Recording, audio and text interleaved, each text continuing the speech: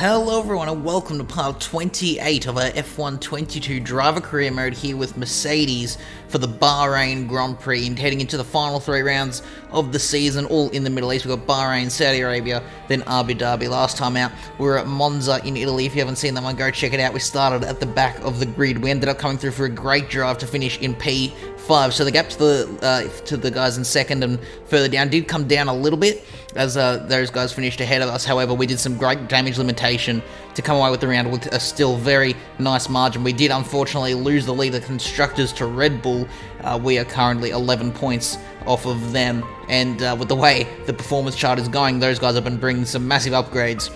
I don't know how likely it is that we'll be able to close in on them. As you can see, once again, heading into Bahrain, we brought a couple of minor upgrades. McLaren have actually overtaken us now as the third fastest team on the grid, and Ferrari and Red Bull have continued upgrading as well heading into this, and so they've pulled an even bigger margin to us. Ferrari actually overtaking Red Bull to become the fastest team on the grid heading into the final stint of the season. Very, very close rounds these last 3, and so if you want to sneak in an upgrade, it pretty much has to be already on the way because there is not a lot of time in between the races. But yeah, certainly a bit different here, having Bahrain right at the end of the schedule. It's a track that I tend to do all right at.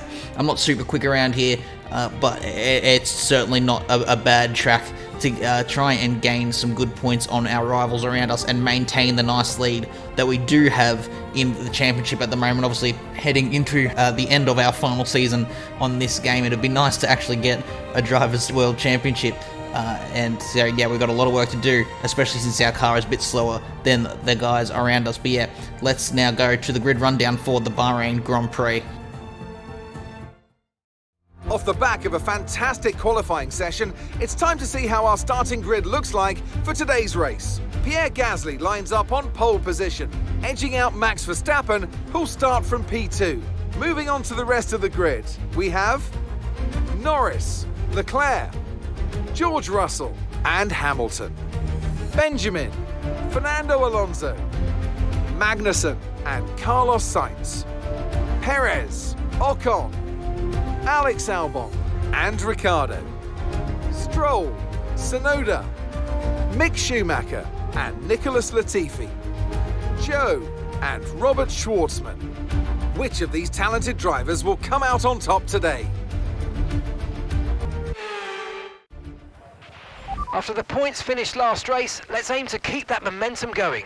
So here we are lining up in P7 on the grid for the Bahrain Grand Prix. Not the best qualifying, to be honest, but if you think back to the performance chart, really, this is sort of where we should be. In fact, we should actually probably be even lower. We've got Fernando Alonso, one of our rivals, right in behind us there in P8, and so yeah, you can actually see Russell had a bit of a better qualifying than us as well to be right up in P5. We've got Hamilton just ahead of us. He's actually starting the race on the medium, so it'll be interesting to see the different strategy plays there. It should still be a one-stop strategy, even though we are on the softs. We are going to go from the softs to the hard compound tyre, but maybe just towards the end of the first stint, Hamilton will be a little bit quicker, and then he'll be able to extend a bit further and have some better hards as well. It just depends on the pace difference between these softs and mediums to begin with, if he's able to hold on to the rest of this pack. So there's a couple of other people on that strategy, no one that I could see starting on the hard compound tyres, so it seems to be those are the two main strategies, going softs to hards and mediums to hards. And so yeah, Bahrain normally throws up a good strategy race, and it's looking like it could be another one here for us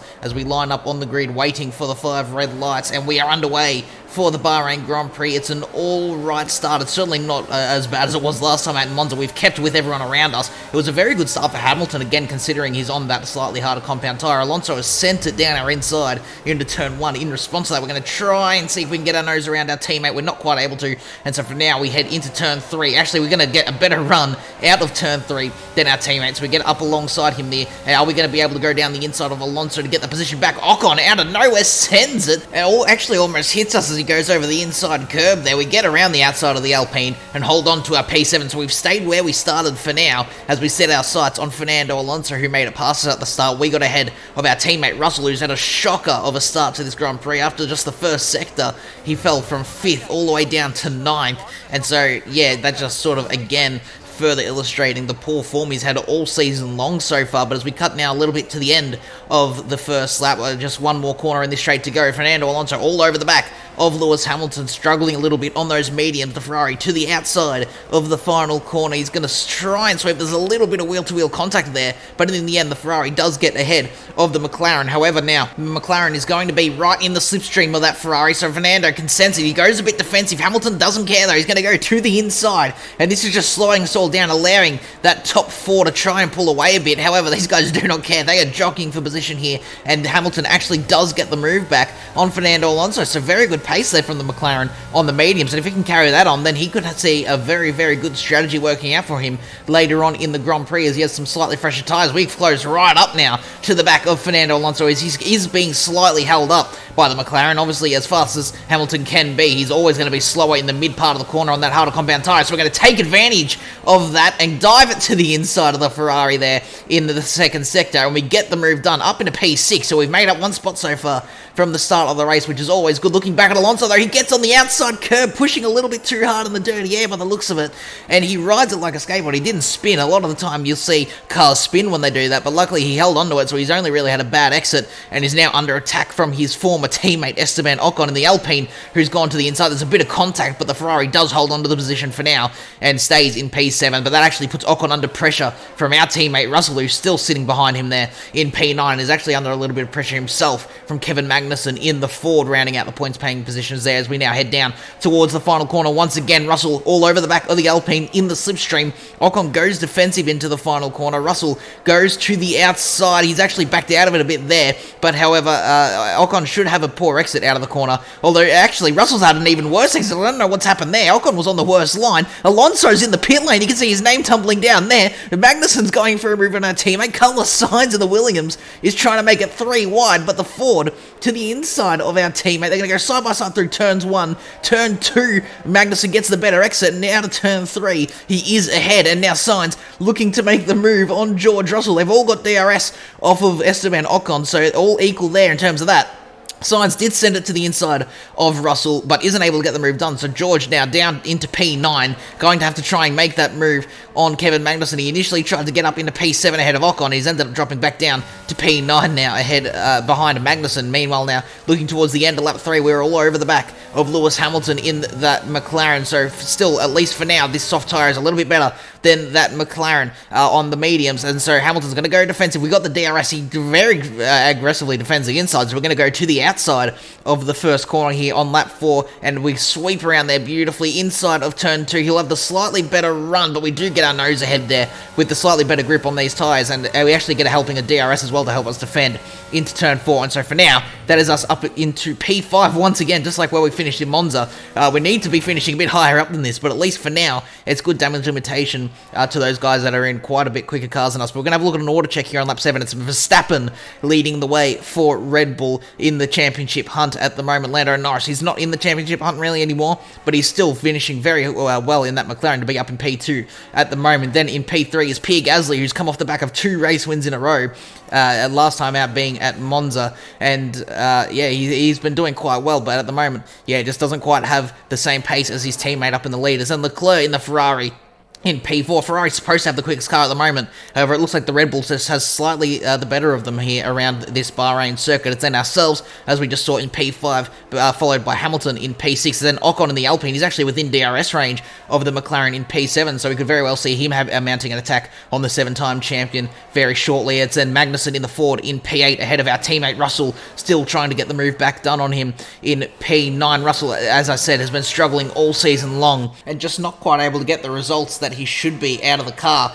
and so he's still there in P9, unable to get the move done on Kevin Magnussen. And then rounding out the points is Carlos Sainz, doing nicely in the Williams there in P10.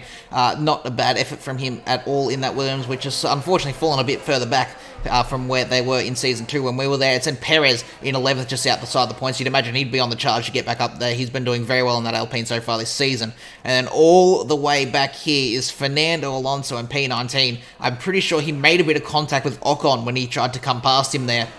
And so that's why he had to come in and change that front wing over. And even though he's on the hard compound tyres, I'm pretty sure he'll have to come in for another pit stop anyway. So he'll be hoping for a safety car if he wants to close up back to the field and have any sort of chance at getting points. You can see here at the end of lap 8 though, we're going to come in for our scheduled pit stop, which should hopefully be our one and only pit stop of the race onto the hard compound tyre. You can see there's a couple cars in ahead of us, Lando Norris, Max Verstappen, I actually believe that's it for the leaders that are ahead of us. There you can see we actually get ever so slightly held up by Kevin Magnussen, who's coming through the pit lane. Sergio Perez also coming in. And so, yeah, the last few rounds we've actually seen it's sort of been ourselves and maybe one or two other cars coming into the pit lane, and then everyone else coming in a lap or two later. This time it looks like we're a bit more on par with strategy with everyone else, which is nice to see. At least heading into these last few rounds, it's good to have some sort of consistency with the rest of the field in terms of pit strategy. As you can see, on these very cold hards, we are most likely going to get overcut, but we should have the warmer tyres heading on to the next lap. You can see heading on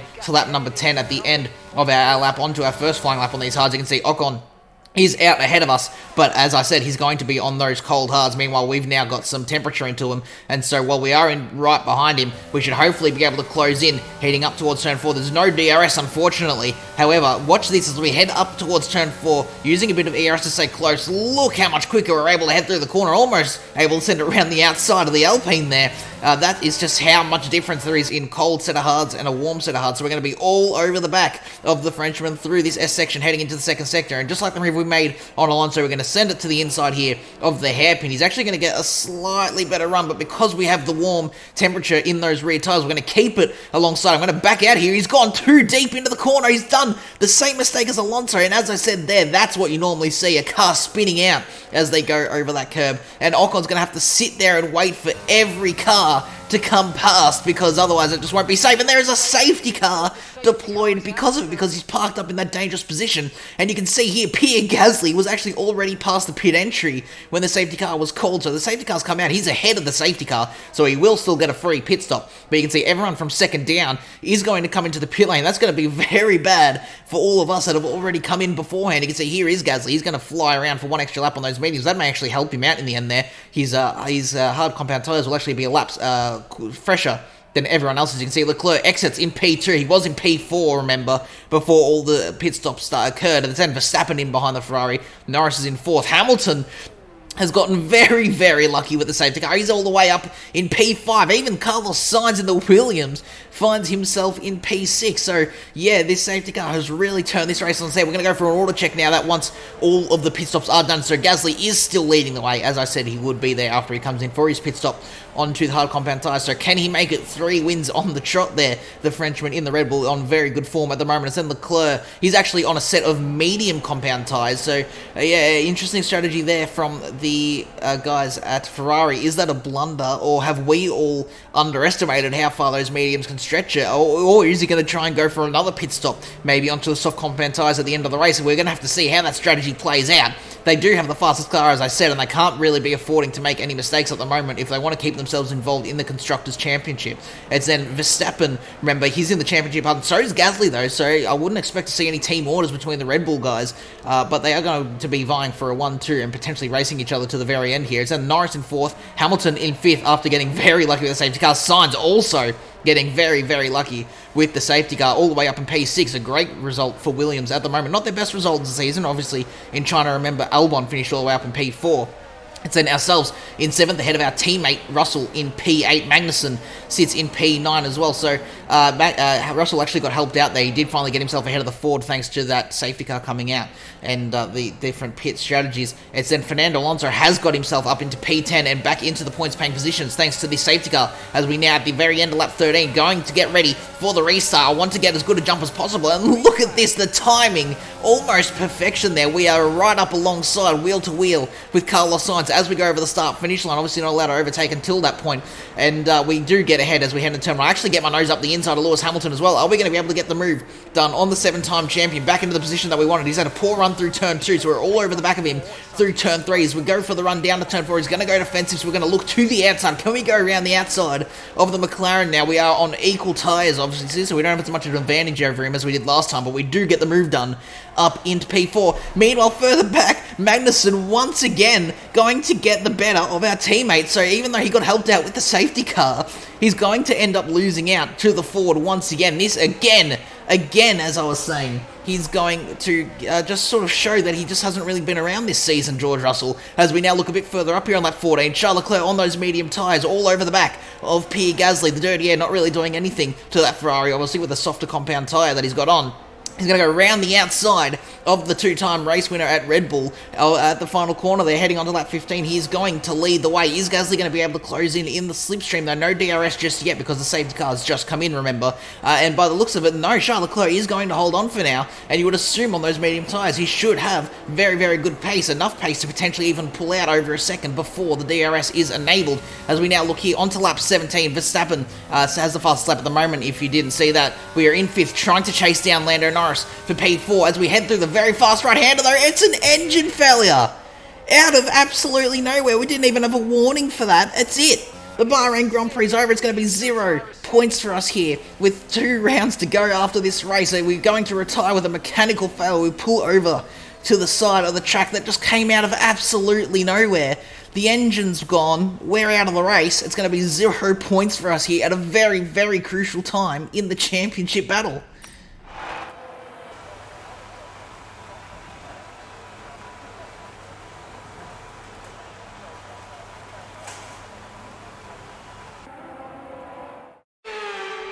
And here's our winner, pulling their Ferrari into Parc Ferme after a fantastic race.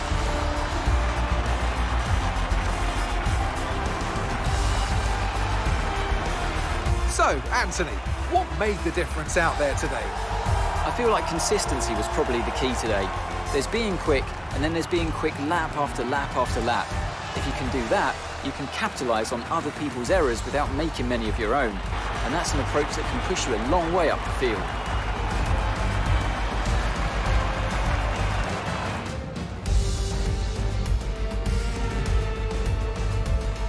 And here we are, a team that is no stranger to the podium, taking their place on top once again.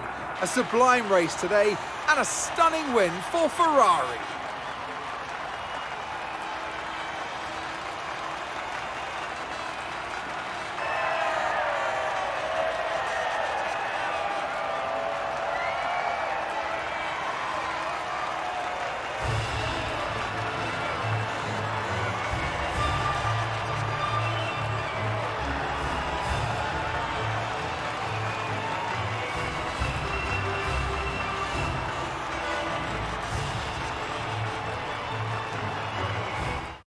So here we are with the results for the Bahrain Grand Prix. Leclerc did end up holding on to the win in the end there. He didn't come back into the pits. He got those mediums to the end. So a great drive there from the Ferrari. A great strategy as well, surprisingly, to get Leclerc the win. It was then Gasly held on to P2 ahead of his teammate Verstappen in P3. So a 2-3 for Red Bull, as well as Max getting the fastest lap there for that extra bonus point. It was then Lando and Hamilton in 4th and 5th for McLaren. Alonso ended up getting himself up to P6. So a great recovery there. Perez P7 for Alpine. Magnussen ends up in P8 ahead of our teammate in P9. Then looking at the driver standings, we still lead the way, luckily. However, it is now only 9 points to Gasly and 11 points to Verstappen. So both the Red Bulls are coming for us. They're on the hunt. They are very close to 2 rounds to go. And Alonso actually not ridiculously far back either. 18 points, so it's a bit of a gap to close in 2 rounds, but he's still there. Same too with Lando in P5. It's sort of a bit more out of the question, Lando, but